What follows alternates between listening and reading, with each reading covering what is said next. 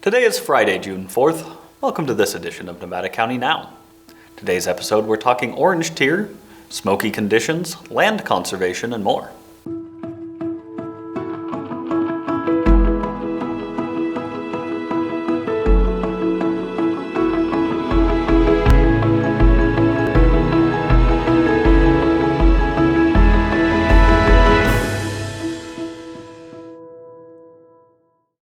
Hello and welcome to Nevada County Now. I'm your host, Cole Pettit.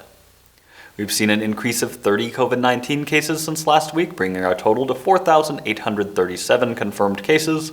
148 cases are currently active with 3 hospitalizations, and the death toll remains at 75. According to the state's data, our adjusted case rate dropped again to 2.5, and our test positivity remained at 2.4%. And we've finally moved into the orange tier. For more on this tier change and what it means for businesses, as well as a vaccine update and additional news from the county, let's turn it over to Taylor Wolfe, Public Information Officer for the County of Nevada. Good afternoon. I'm Taylor Wolfe with Nevada County, and for today's COVID update, we have some good news. This Tuesday, we met the criteria for the orange tier for the second time, moving us officially into the orange tier this Wednesday. Although this news comes just a few weeks before we move into the June 15th date, where our tier system goes away statewide altogether, it does mean increased capacity in businesses like restaurants, gyms, movie theaters, and more. And also a more comfortable transition to lower COVID-19 rates here in our community before the economy and businesses reopen on the 15th. As we've talked about in previous weeks, the only guidance after June 15th is for mega events that have over 5,000 people indoors or 10,000 people outdoors. And in other good news this week, our Board of Supervisors recently allocated another $250,000 to the Nevada County Relief Fund from American Rescue Plan Act funding, which will open up a 5th round of grants for local businesses. Businesses can find more information and apply at nevcorelief.org. In vaccine news, Nevada County currently has 41% of our total population fully vaccinated, according to CDC data. This is compared to the state's 51% of our California population fully vaccinated, with a nationwide goal set to have 70% of people fully vaccinated by July 4th. Until we reach that June 15th date, for reopening California's economy, vaccines continue to be widely available for anyone who wants one. In addition to regular clinics, we have in our communities pop-up clinics throughout the county that are all listed in MyTurn at myturn.ca.gov. People can also request in-home vaccine appointments via our public health reach team or transportation assistance to their vaccine appointment through MyTurn. Although our Sierra College Grass Valley Clinic has seen a sharp decrease in utilization over the past month and will be closing this Saturday, June 5th, this vaccine capacity will be made available, however, just a few miles away at our Whispering Pines Clinic in Grass Valley. Starting next week, people will be able to choose between the 3 FDA-approved vaccines, the Pfizer vaccine, Moderna vaccine, and the Johnson & Johnson vaccine at our Whispering Pines Clinic. The Whispering Pines Clinic will also be expanding its hours to be open Saturday mornings throughout June to accommodate people with those busy weekday schedules. In wildfire news, we had our first EOC Emergency Operations Center activation on Memorial Day for the Hutto fire. We also sent out our first Code Red emergency alert of the season using our new Zone Haven technology, which is a zone-based evacuation system to help streamline Code Red emergency alerts by zones. Luckily for the Hutto fire, fire officials were able to get this fire quickly under control at 11 acres, but this early in fire season, being the last day of May, Memorial Day, it's really a great reminder to prepare early and stay ready Nevada County this season. Simple steps like knowing that zone, subscribing to Code Red emergency alerts, and taking some time to look through your 2021 Ready, Set, Go guide are easy ways to prepare for the long fire season we're expecting this year. Also, our second and final green waste event with the Fire Safe Council of Nevada County is coming up shortly on Friday, June 11th through Monday, June 14th, where residents can dispose of their green waste safely and at no cost. If you want any of this information, you can go online to our website at readynevadacounty.org to access more information on greenways, to find an e-version of that Ready, Set, Go guide, or learn more about your zone and subscribe to Code Red emergency alerts. Thanks, Taylor. Fire season is upon us, and as Taylor mentioned, we've had our first use of the Code Red system already. In addition to the obvious dangers, and an additional concern we've all experienced is the smoke. Kimberly Parker, Executive Director of the Sierra Nevada Memorial Hospital Foundation, is here to tell us what to watch out for when conditions get a bit smoky, and what to do if you're experiencing symptoms. Hi, it's nice to be with you again. Now that we are in the midst of hot, dry days, many of us can't help but think about wildfire season. Wildfires have burned millions of acres in the western U.S. this past year alone, and to date there have been more wildfires in California this year than last. Wildfire smoke is a complex mixture of gases and fine particle matter called PM 2.5. Its composition can be harmful to your health. Not only do some people experience challenges with smoke inhalation, but PM 2.5 can affect the immune system, making people susceptible to acute respiratory infections. It can also be mentally and physically draining to deal with in prolonged wildfire smoke. While I hope you're minimally impacted this year, there are some things you can do to protect yourself and your family's health if a wildfire does occur this year near you. Wearing a protective mask that shields us during COVID-19 has been great, but it can also help in a smoky environment. While a well-fitting N95 may be the best option, research shows that any mask that can be provided close to your face is going to offer ample protection. We're also told to drink a lot of water all the time for a variety of reasons, but staying well hydrated helps the kidneys and liver remove toxins, which can remove any systemic inflammation caused by smoke exposure. It's important to understand your susceptibility. People at higher risk of experiencing health complications due to smoke are those with COPD, asthma, heart disease, and other chronic acute conditions. Additionally, those that were diagnosed with COVID-19 need to be cautious, as research shows that some of those experience long-term respiratory challenges. And of course, people working or spending a lot of time outdoors are also more vulnerable. Everyone reacts differently to smoke, so it's important to listen to your body. The most common symptoms include eye irritation, headaches, a sore throat, coughing excessively. If symptoms occur such as difficulty breathing or heart palpitations, please seek medical treatment quickly.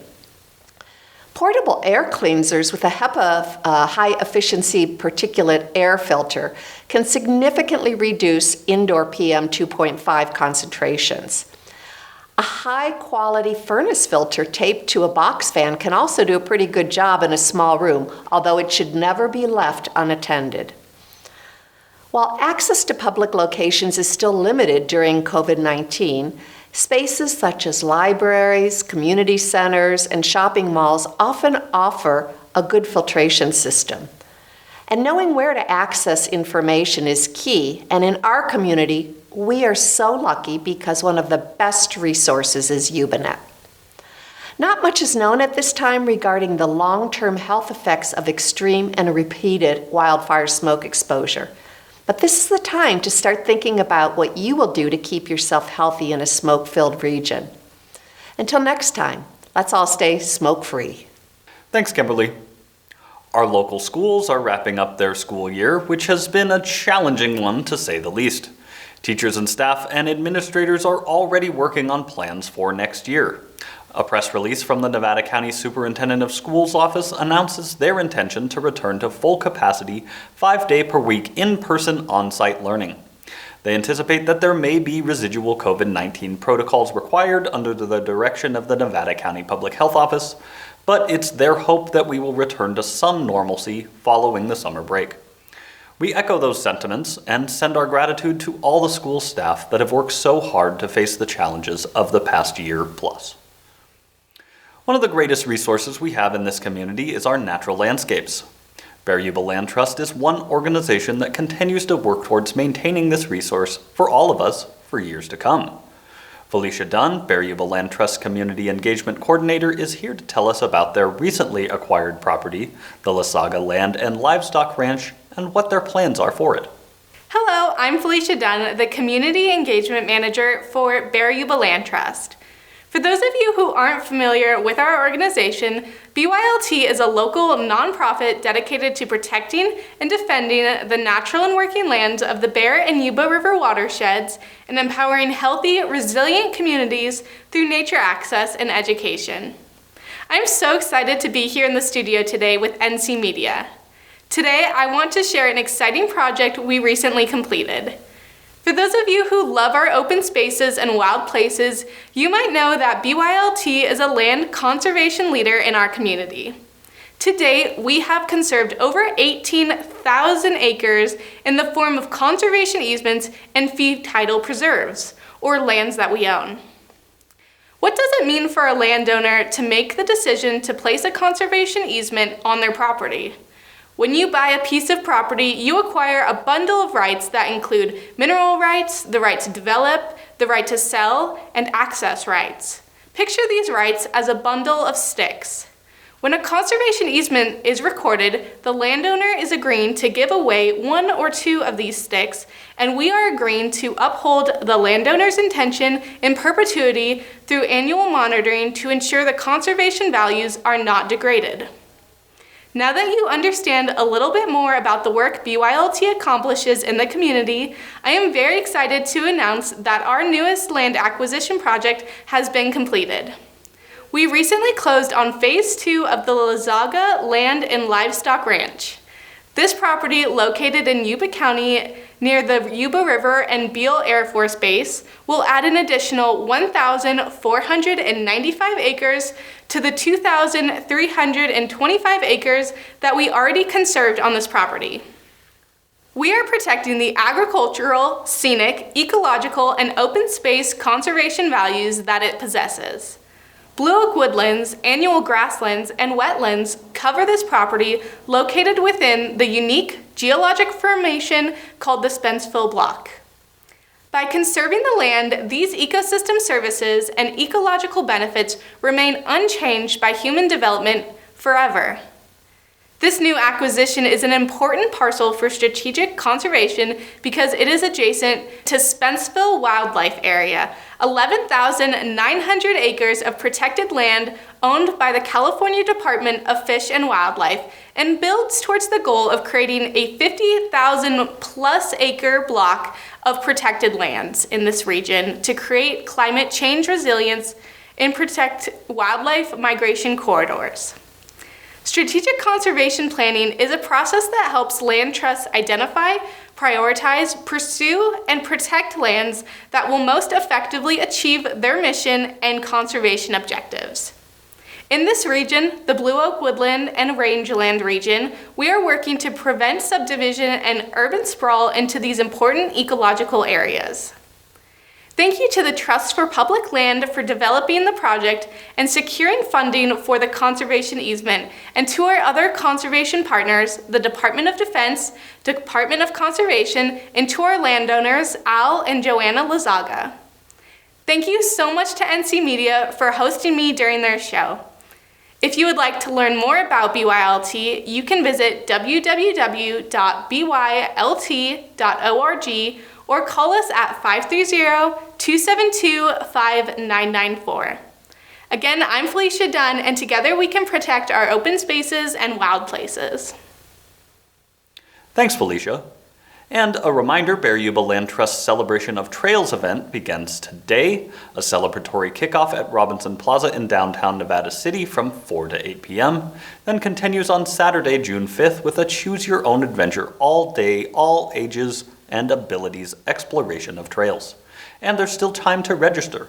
Visit www.bylt.org. And if you're looking for something to do on Sunday, Nevada City's Village Market Day is back.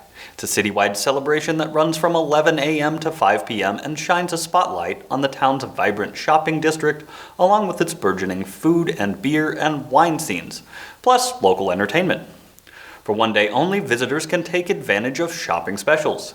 Foodies will find delicious offerings such as farm-to-table, pub fare, artisan chocolates and ice cream.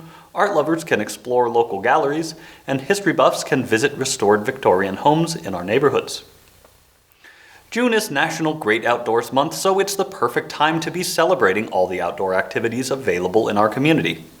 We'll leave you this evening with our own celebration of trails and hope that you get out this weekend to enjoy the abundant natural beauty that we're so blessed to have in our backyard. Remember, stay safe, take care of each other. We'll see you next week.